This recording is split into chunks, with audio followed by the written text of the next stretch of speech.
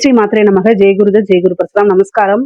நான் கரூர்ல இருந்து வல்சலா பண்ணிக்க பிரசன்ன ஜோதிடர். இன்னைக்கு நம்ம மாசி மாத பலன்கள் கும்ப ராசிக்கு எப்படி இருக்குன்னு பார்க்க போறோங்க. இந்த மாதம் எப்ப பிறக்குது அப்படின்னா 13/2/2026 வெள்ளிக்கிழமை அதிகாலை 5:07 மூல நட்சத்திரத்துல இந்த மாதம் வந்து பிறக்குது. இந்த மாதம் பொறுத்த வரைக்கும் உங்க ராசிக்கு கும்பராசிக்கு எப்படி இருக்கும் அப்படின்னா நிறைய மாற்றங்கள் இருக்கு, சிறப்பாகவும் இருக்கு, அதே நேரத்துல கவனமாவும் இருந்துக்கணும். என்ன அப்படின்னா நிறைய கிரகங்கள், அதாவது ராகு, சுக்கிரன், சூரியன், அப்புறம் வந்து சந்திரனும் வருவாரு, செவ்வாய், அப்புறம் புதன், மொத்தம் 5 கிரகங்கள் இருக்கு. சந்திரனோட சேர்த்து 6 கிரகங்கள் ஆகும். உங்க ராசிக்கு சந்திரன் வரும்போது 6 கிரகங்கள் ஆயிரும். பொதுவாவே வந்து பிப்ரவரி மாசம் 23 செவ்வாயும் கூட வராரு. அதனால கூடுதலான கவனங்கள் தேவை. பொதுவாவே வந்து பாத்தீங்கன்னா நிறைய அதிர்ஷ்டம் வரப்போகுது, நிறைய மாற்றங்கள், அதாவது அந்த நல்ல மாற்றங்களா அல்லது கெட்ட வித மாற்றங்களா அப்படிங்கிறது வந்து உங்களோட கையில தான் இருக்கு. என்ன அப்படின்னா எல்லா விஷயத்தையும் பொறுமையாவும் நிதானமாவும் ஹேண்டில் பண்ணணும். சுக்கிரன் உங்க ராசியில இருக்கிறது ரொம்ப ஒரு அதிர்ஷ்டம் தாங்க. ஏன்னா உங்களுக்கு வந்து பாத்தீங்கன்னா 4-9 கூடையவர் சுக்கிரன், அதாவது ராஜ யோகத்தை கொடுக்கக்கூடியவர் சுக்கிரன். அதே மாதிரி 5 கூடைய புதனும் வந்து இருக்கிறாரு. ஆனா புதனே அஷ்டமாதிபதியாவும் இருக்கிறாரு. அதனால கவனமாக இருங்க. எல்லாமே ராகுவோட சேருது இல்லைங்களா, அதனால நீங்க கொஞ்சம் அமைதியாக, அதாவது எல்லா விஷயத்தையுமே பொறுமையா ஹேண்டில் பண்ணணும், அவ்வளவுதான். மத்தபடி இந்த மாதம் வந்து ரொம்ப சிறப்பா தான் இருக்குன்னு நான் சொல்லுவேன். நீங்க தொழிலை பொறுத்த வரைக்கும் நிறைய மாற்றங்கள் இருக்கு. தொழிலை வந்து வேற இடத்துல போடுறது, ஒரு கம்பெனி ரன் பண்ணிட்டு இருக்கீங்கன்னா அந்த கம்பெனியை மாத்துறது, பிளேஸ் மாத்துறது, அதே மாதிரி ரன் பண்ணிட்டு இருக்கக்கூடிய மிஷின்ஸ் எல்லாம் மாத்துறது, பிசினஸ்க்காக நிறைய இன்வெஸ்ட்மெண்ட் பண்றது, இதெல்லாமே இந்த மாதத்துல உங்களுக்கு நடக்கும். நீங்க புதுசா வேற ஒரு அடிஷனலா பண்ற மாதிரி இருக்கு அப்படின்னா, வேற ஒரு ப்ராஜெக்ட் பண்ற மாதிரி இருக்குன்னா அதுக்கு ஃபண்ட் அப்படிங்கறதெல்லாம் வந்து ரைஸ் பண்ணணும் இல்லையா, ஃபண்ட் ரைஸ் பண்ணணும்ல, அதெல்லாம் வந்து பேங்க்ல லோன் மூலியமா உங்களுக்கு கிடைக்கிறது, இந்த மாதிரி ப்ராசஸ் எல்லாம் இந்த மாசம் உங்களுக்கு நடக்கும். தொழில் சிறப்பாக போகும். ஏன்னா உங்களுடைய ராசிக்கு 10 குடையவர் யாரு, செவ்வாய். அவரு உங்களுடைய ராசியில இருக்காரு. அதனால ஆனா உங்களோட ராசியில செவ்வாய் வரும்போது இன்னொரு விஷயம் என்ன அப்படின்னா டென்ஷன் ஆவீங்க, டக்கு டக்குன்னு முன்கோவம் வரும். இந்த முன்கோவத்தை குறைச்சுக்கணும். இந்த மாதம் வந்து டக்குன்னு வார்த்தைகளை விடாம முன்கோவத்தை குறைச்சுக்கிட்டு நீங்க பேசக்கூடிய வார்த்தைகளை நிதானமா பேசுனீங்கன்னா 100% இந்த மாசம் உங்களுக்கு சக்சஸா தாங்க இருக்கும்.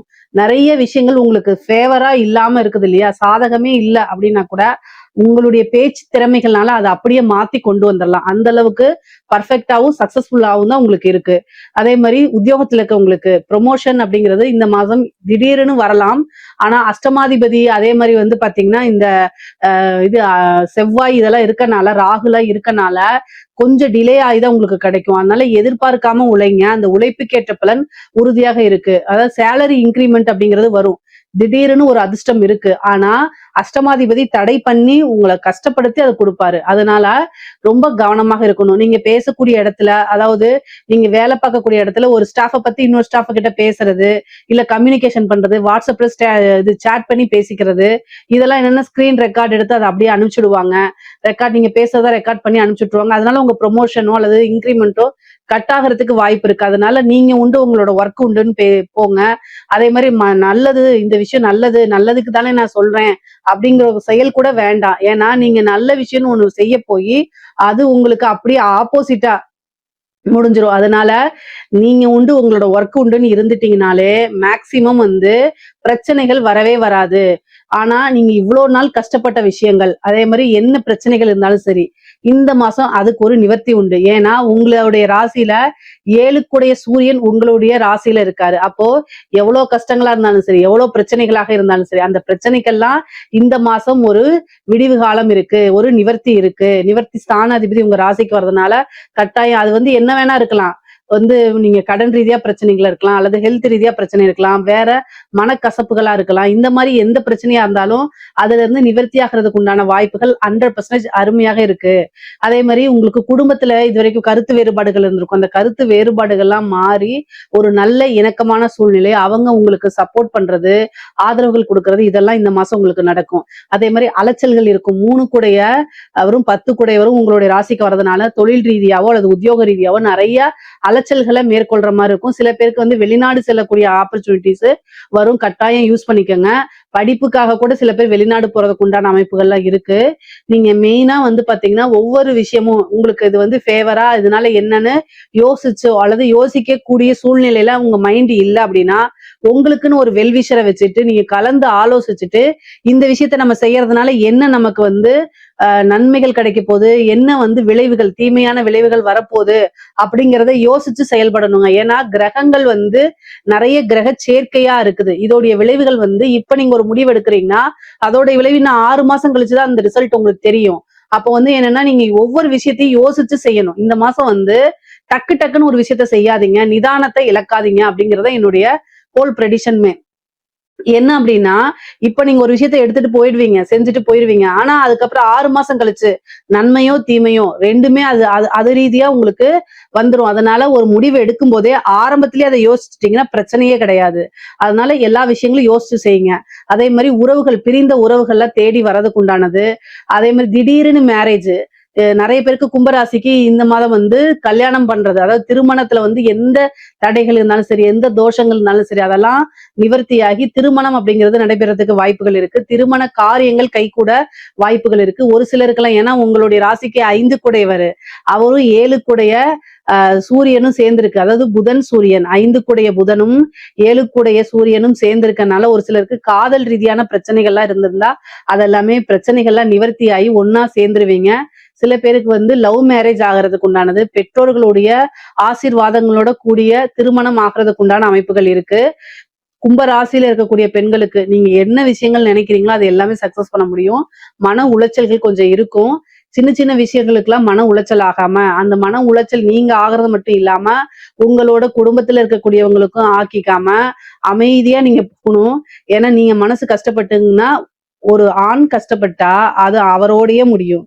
ஆனா ஒரு பெண் கஷ்டப்பட்டா அது 4 பேத்தோட முடியும். என்னன்னா வீட்டுல இருக்கக்கூடிய பெற்றோர்களா அல்லது கணவன், அப்புறம் வந்து குழந்தைகள், இவங்க எல்லாத்தையுமே அது சார்ந்துரும். சோ அதனால எந்த ஒரு விஷயமா இருந்தாலும் இது வந்து நம்ம கவலைப்படுறதுக்கு உண்டானதா, நம்ம இதுக்காக அழுகலாமா, அப்ப இது ஒர்த்தா அப்படிலாம் யோசிங்க. ஏன்னா ராகு இருக்கும்போது இனம் புரியா கவலைகள், மன கஷ்டங்கள், இறுக்கங்கள், டிப்ரெஷன்கள், அது எந்நேரமும் வந்து அழுதுட்டு குறைபடிட்டு உங்களை நீங்களா தாழ்த்திக்கிற மனநிலையெல்லாம் உருவாக்கி விட்டுருவாரு. அது உங்களுடைய ஃபால்ட் இல்ல, ராகுவோடைய ஃபால்ட். அதனால அதை உருவாக்கி விடுவாரு. ஆனா அதுல இருந்து நீங்க தான் தப்பிச்சு வரணும். இந்த ராகு இருக்கும்போது சில டைம் என்ன செய்வாரு, இந்த நிறைய கிரகங்கள் கூடுதலா இருக்கனால உங்களுக்கு ஆசையை தூண்டி விடுறது, அது மூலியமா வந்து நிறைய நபர்கள் பழக்கமாகிறது, காசு பணம் சம்பாதிக்கிறது, இந்த மாதிரி வந்துச்சுன்னா கவனமாக இல்லை அப்படின்னா பிரச்சனைகளை சந்திக்கிற மாதிரி வரும்.